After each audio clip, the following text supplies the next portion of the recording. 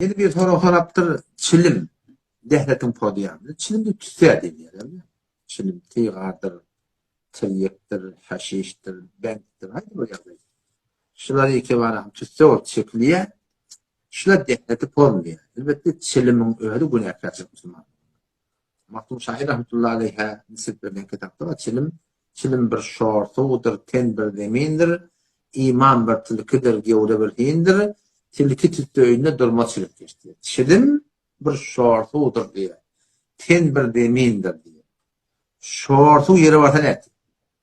Ten bir hektar yerim var, şortuğu uyuyor içine. Sonra ekransı göğüren mi? Ekenin göğüren ne vada? Şortuğu ile korima uğraşıyor. Çilim bir şortuğudur. Hayır çilim odur. Ten bir demindir diye. Vücudun dargat diye. Kalbin dargat diye. Riyan dargat diye. İçerin dargat diye. Çilim bir şortuğudur. Ten bir demindir. İman bir tilkidir diye. Gevre bir hindir. İman diyenleri adam kavuş etsen arastalan ya. Güçlen ya. İman bir tilkidir. Ne bak.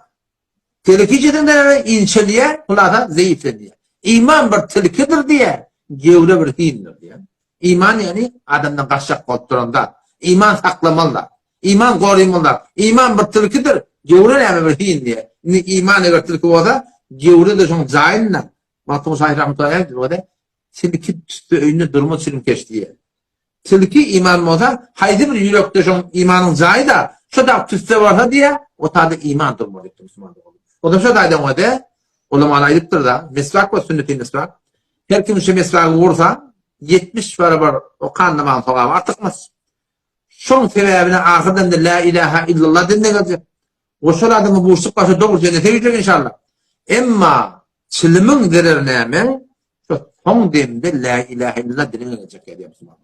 O da şöyle doğru dehet falan. Emma çilim haytı bir gayet Müslüman doğun günahkarçılık ayrın kenara koyun. Tanrı verirse kolunu getirip koyun yoluna diktir. Tanrı vermese koluna hiç alıp verme pulla diye. Allah verenden sonra onu geçecek olmaz. İnşallah şeriatı ters tarafta biz ayrıydı. Kudret adamı yok diye niyetçiler. Şu an ayrılmayan adamı doğat ama bir adam mı dedi? İşi çilim fakat. Başı işe denek. Uzman doğan. Başarsan şunu ne ayrı. Başarabilmeyen adam mı?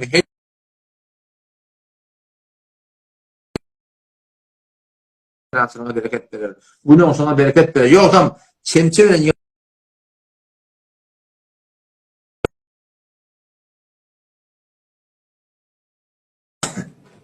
Havuşu kısmında var.